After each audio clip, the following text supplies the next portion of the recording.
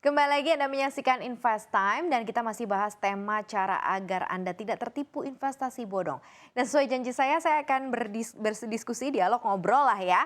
Dan kita langsung saja panggilkan, ini teman saya begitu ya, untuk hadir bersama-sama dengan saya ada Financial Expert CNBC Indonesia, Aulia Akbar. Hai Mas Akbar, apa Halo Mbak Maria, kabar? kabar baik. Kabar baik ya. Tadi kan udah denger nggak sih video panjang banget soal beberapa orang yang hampir nyaris tertipu investasi bodong.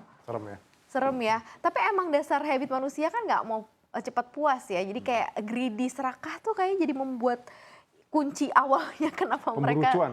iya, Tapi pemburu nggak cuan ini ya. ya, tapi tidak pakai perhitungan. Tentunya. Perkembangan dari total investasi-investasi yang liar ini juga cukup banyak ya kalau kita Cukup banyak. perhatikan ya Iya. saat ini ya. Dan kenapa kok selalu mengincarnya skema yang seperti apa ya, kayak koperasi gitu. Ini tersendiri nggak sih, kekasan tersendiri nggak sih, investasi bodong tuh pasti hampir sama dari sisi sistematisnya atau mekanismenya juga hampir sama. Sebenarnya kalau kita lihat ini ya Mbak ya, mengenai investasi bodong itu sendiri, kita mungkin harus pakai analogi nih, kayak kendaraan bodong berarti kendaraan yang tidak legal. Nggak punya ada plat nomornya, nggak ada STNK. Nah investasi bodong ya investasi yang memang tidak legal dan plus lagi tidak logis gitu. Kalau misalnya formatnya seperti apa, ya sebetulnya bukan hanya koperasi ya, di situ investasi emas juga ada yang bodong, seperti yang belakangan ini sempat dibahas juga di CNBC ya di situ ya. Formatnya sangat banyak, bahkan waktu P2P lending juga banyak gitu ya. Intinya zaman semakin berkembang ya, teknologi berkembang dan investasi-investasi bodong itu juga akan berkembang. Penipuan-penipuan juga akan tambah tambah pinter gitu oknumnya di situ. Itu yang harus kita hati-hati sebetulnya. Nah ini kan membuat sesuatu menjadi make sense. Karena kalau kita bicara mengenai investasi kan investasi memang pasti harus menguntungkan kan. Tetapi kemudian ketika kita bilang wah itu lebih menguntungkan, oh nggak jauh-jauh kok dari deposito gitu ya. Misalnya yang di 4%-an ini mungkin menjanjikan 7%-an. Haruskah kita securiga itu ataukah seperti apa cross check awalnya sebelum kita tuh kena ini investasi bodong? Oke, jadi pertama kali yang harus kita ketahui adalah mungkin kalau kita ditawari ya, biasanya investasi bodong itu dia nawarin ya, atau ya mungkin dia pakai iklan-iklan di digital dan kita melihat wah ini menarik banget di sini.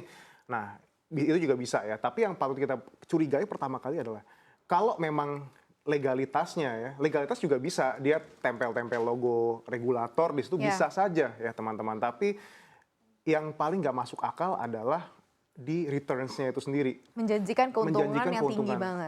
Sekarang kita sebagai masyarakat, sebagai manusia itu sendiri kan pasti investasi ya pengennya cuan lah ya. Kalau dikasih atau ditawarkan investasi yang imbal hasilnya luar biasa fantastis gitu ya. Apalagi ada dijamin returns itu bakal kita dapatkan, otomatis akan ada rasa tergiur di situ. Kita pengen cepat kaya dan lain sebagainya gitu ya. Nah itulah yang saya rasa itu jadi salah satu faktor kenapa orang itu jadi mudah terpengaruh sama yang namanya investasi bodong itu sendiri. Padahal kalau kita lihat sekarang ya, pasar modal juga untungnya juga luar biasa asal konsisten dan tahu caranya. Dan high risk high returns ya. High returns itu yang paling pentingnya. Ya, itu yang orang-orang pada nggak tahu. Nggak akan ada yang namanya low risk high return. Aneh kayak gitu. Kalau ada kita juga mau. Iya, kalau ada kita juga mau di sini. Semuanya masuknya ke situ ya. Tapi yang menarik dari investasi bodong yang kemudian terangkat ke publik adalah mereka berhasil menghimpun dana dan sebenarnya berhasil mengembalikan dananya juga dalam waktu tertentu. Kan ada banyak cerita, kemarin juga sempat ngobrol sama Kak Anya atau mungkin saudaranya dari Chef Arnold pun juga cerita bahwa ada momen di mana mereka pun sebenarnya mengembalikan kewajiban yang sudah mereka janjikan. Ini kan membuat investasi bodong jadi tidak terdeteksi. Benar nggak sih Mas Akbar? Iya, sekarang mungkin bisa jadi mengembalikan itu adalah part of their strategy gitu, bisa jadi dia gitu biar dia percaya nih, biar dia mau top up lagi, saya balikin deh segini, tergiur bener kan, akhirnya dia mungkin taruh lagi dana di sana dan akhirnya terjadilah gagal bayar, kita nggak tahu di situ. Makanya itu sendiri yang kita harus ketahui ketika imbal hasilnya sudah tidak make sense di situ ya. Baik kita jauh-jauh deh, karena ini udah nggak logis gitu kan. Kalau OJK dulu kan kampanye ada dua ya, legal dan logis. Logis nggak? Enggak gitu di sini kan. Harusnya sudah teman-teman sudah paham, tapi mungkin ya balik lagi untuk edukasi ini kan tidak mudah ya. Apalagi kita lihat literasi di pasar modal itu sendiri kan ya kecil gitu ya. Padahal itu tepatnya investasi gitu ya. Jauh lebih kecil dibanding perbankan dan insurance di situ ya. Jadi wajar saja kalau emang ada orang yang jadi mudah terpengaruh sama itu. Karena pemahamannya itu sendiri mengenai investasi juga masih minim. Ini bahaya sih sebenarnya, literasinya tuh berbahaya kalau kecil karena itu pemahaman kita tentang dunia keuangan dan kemampuan kita untuk memutus. Kita lanjutkan kembali obrolan kita seputar investasi bodong begitu ya, dan banyak sekali orang yang sudah terjerat dan setiap tahun itu ya kayaknya kasusnya itu selalu ada yang seperti ini gitu ya. Kalau kita bicara mengenai literasi kan, kalau literasinya kecil ini cukup berbahaya. Jadi orang yang benar-benar paham tentang keuangan, produk-produknya itu kecil banget gimana dia mau mengambil keputusan terhadap investasinya atau terhadap keputusan keuangannya dia nggak sih? Harus gimana lagi dong ya untuk mengedukasi masyarakat ini kalau dari Anda Mas Akbar?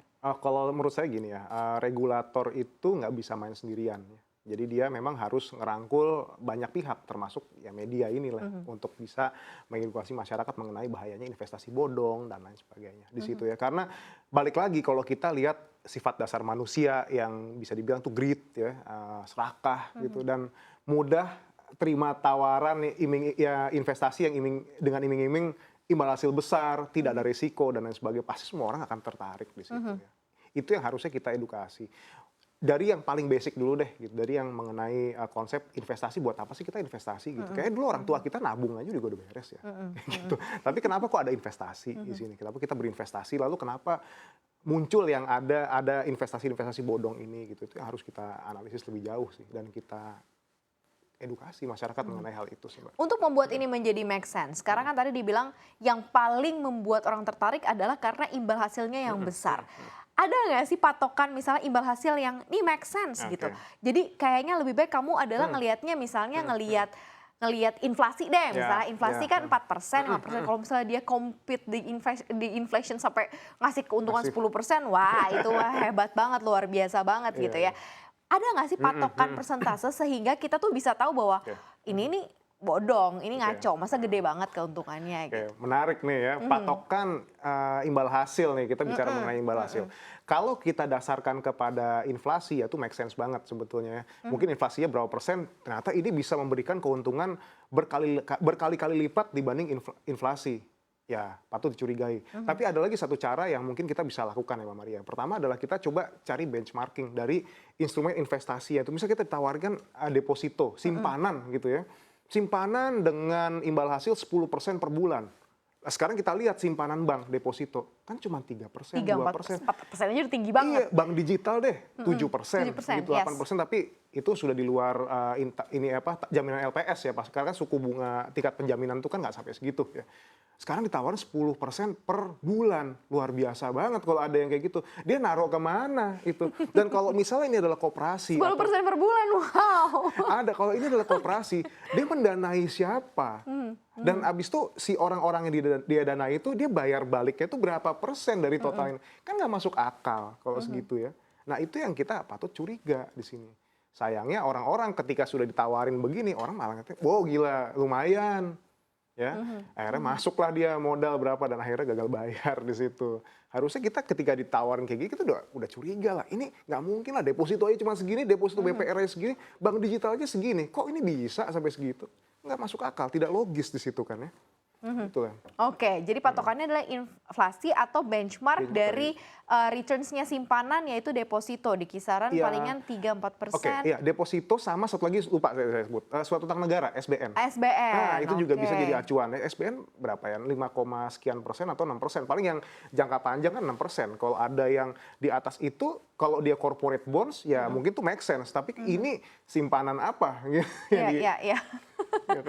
Ini agak repot banget ya. Karena banyak sih bentuk dari investasi bodong tuh yang ini mungkin yang berkaitannya sama keuangan ya. Ada yang dulu bahkan ada yang kolam lele, wah macem-macem banget ya bentuk investasinya gitu ya. Sehingga dan banyak juga yang udah tertipu kemudian terjerat juga investasi bodong ini. Nah balik lagi nih, kalau kita bicara mengenai investasi kan kemudahan yang dikasih dari para investasi bodong ini kan taruh duit dapat untung. Nggak usah mikirin lagi mau taruh di mana, mau saham apa, mau ini itu nggak usah gitu. Nah, sebaiknya tuh kita punya mindset gimana sih terhadap investasi kita? apakah memang lebih baik ya apapun yang terjadi sedikit banyaknya duit ya kamulah yang kelola itu jauh lebih better dibandingin mungkin kamu taruh ke orang, mending kalau ke MI yang bener ya atau ada manajer investasi yang memang legit yang sudah terdaftar. Kalau yang kayak gini kan udah kita nggak tahu gitu ya, uangnya ditaruh mana kita juga nggak tahu. Nah, gimana sih sebenarnya? Oke, jadi kita harus memperbaiki mindsetnya dulu sih, Mbak. Konsep dasar berinvestasi. Konsep dasarnya ya, konsep dasarnya kita sekarang buat apa sih berinvestasi? Tujuannya buat apa sih? Ya, apa bedanya investasi sama nabung? Kita harus tahu di situ ya. Sekarang kalau kita berinvestasi kan kita membeli suatu aset atau kita mendanai sesuatu inilah ya proyek atau apa dengan harapan nanti di masa yang akan datang kita dapat tingkat pengembalian yang cukup besar, returns yang cukup besar. Nah, kita harus tahu dulu sekarang returns-nya itu dan cuannya itu mau kita pakai buat apa. Jadi ini investasi ini ibarat kendaraan. Ya kita dari Tendean nih sekarang Mbak Maria, kita mau jalan sampai ke Bogor, kita mau naik apa? Jalan kaki bisa nggak? Bisa. Jalan kaki. Tapi sampainya mungkin berapa? 2 hari lagi. 2 hari lagi. Gitu. Naik mobil bisa nggak? Bisa. 1 jam aja. 1 jam aja. Naik motor bisa nggak? Ya bisa aja kayak gitu. Ibarat kendaraan aja investasi di situ. Jadi tujuannya itu yang kita harus tahu. Kita mau kemana di situ dan uangnya mau dipakai buat apalah, simpelnya begitu. Dan berapa lama kita mau berinvestasi itu sendiri. Oke. Itu yang penting sih. Tapi mindset dengan adanya orang ketiga yang membantu kita untuk mengelola investasi sebenarnya salah nggak sih? Karena kan ini yang ditawarkan kan oleh para mungkin investasi bodong ini. Ada orang yang akan udah siap lah kelola, paling tinggal dipotong sekian persen, tapi kamu untungnya juga masih tetap gede gitu. Iya. Nah itu tuh yang jadi permasalahan di situ. Sebetulnya kalau kita bisa bilang reksadana lah ya, reksadana kita kan juga menitipkan uang ke manajer investasi dan mereka semua sudah punya sertifikasi untuk mengelola dana kita. Legit, jelas. Legit semua manajer investasi di situ. Itu nggak main-main di situ ya. Dia memilih aset-asetnya juga itu ada ilmunya lah gitu. Sekarang yang harus kita ketahui kalau kita dapat tawaran seperti itu, coba kita tanya gitu ke orang, ini nempatin uangnya kemana ya? Pasti kan jawabannya udah ngawang-ngawang tuh kalau udah bodong. Wah kita tempatin di sini, kita bisnis ini. Prospek bisnis itu kayak sebesar apa sih sekarang sih? Kalau kayak cuma kayak ternak lele apa kayak gitu nggak masuk akal gitu keuntungannya sampai sebesar itu gitu ya. Mau berapa orang yang mendanai proyek itu? Kalau gitu. yang sampai ketipu koin emas dan lain-lain itu yang investasi emas itu kan juga sebenarnya kenapa kok bisa sampai tertipu ya? Maksudnya bisa jadi bodong gitu. Padahal kan konteksnya ini salah satu investasi yang memang ada gitu, gold, logam mulia. Iya. Nah kalau itu kan memang fisiknya ada ya, cuman legalitasnya nggak ada. Saya akan coba bahas mengenai emas digital yang kemarin ya. Jadi kan ada kejadian di mana platform salah satu platform itu dia maksa jual katanya kan, habis itu pas yang dia mau dijual ternyata harganya di bawah harga pasaran gitu. Ternyata setelah diusut lagi gitu ya. Ini nggak taunya masih di luar pengawasan Bapepti gitu ya di sini kan. Nah berarti kan balik lagi ke izin berarti balik lagi ke izin. ada. Nah di sini kan ada yang namanya kayak kalau dia berizin kan ada yang namanya clearing segala macam. Itu kan nggak ada kalau dia bodong. Dia mau bisa aja dia emasnya emang nggak ada di situ asal buat aja begitu untuk menghimpun dana, dananya nggak tahu kita dipakai buat apa gitu ya di situ. Padahal itu platform ya, maksudnya platform, gitu. transaksi yang sebenarnya transaksi kita yang terekam tapi bisa jadi itu yang nggak ada gitu ya, bisa di-create ya. Bisa di-create aja, orang itu nggak diawasi kok kayak gitu.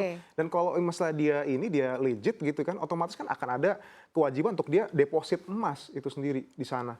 Nah, ke lembaga depositori bisa jadi kalau memang dia nggak diawasi ya dia bisa beroperasi sesukanya dia di situ. Ini menarik berarti sama dengan itu ya, berarti apapun investasi yang kita lakukan tidak ada tendensi harusnya dari pihak-pihak manapun untuk maupun melakukan cut loss atau untuk melakukan memaksa untuk menambah dana dan lain-lain. Itu harusnya tidak ada ya. Tidak itu. Kalau tiba-tiba dihimbau untuk menjual kayak gini, dihimbau kok bisa gitu ya di situ. Apa alasannya gitu? Alasannya karena dia switching bisnis segala macam, doesn't make sense lah. Hal-hal yang sifatnya kayak mengintervensi keputusan kita ya sebagai manusia yang punya investasi itu juga perlu harus diwaspadai. Apakah investasi Anda sudah benar dan tepat atau belum ya? Kayaknya nggak lengkap kalau nggak ada simulasi ya atau mungkin hitung-hitungan atau apa sih yang bisa kita perhatikan supaya kita tidak terjerat investasi bodong, berapa sebenarnya imbal hasil yang masuk akal tadi juga sudah dibicarakan ya. Atau mungkin kalau kita kali-kalikan dengan modal yang kita punya, nah nanti kita akan bahas usai jeda. Jangan lupa juga untuk terus bertanya ya, pertanyaan bisa Anda ajukan melalui Instagram di @cnbcindonesia atau di kolom chat yang ada di www.cnbcindonesia.com/tv atau juga di WhatsApp nomor kami yang ada di layar televisi Anda. Kami tunggu Sobat Cuan, kami akan kembali usai jeda, tetap di Invest Time.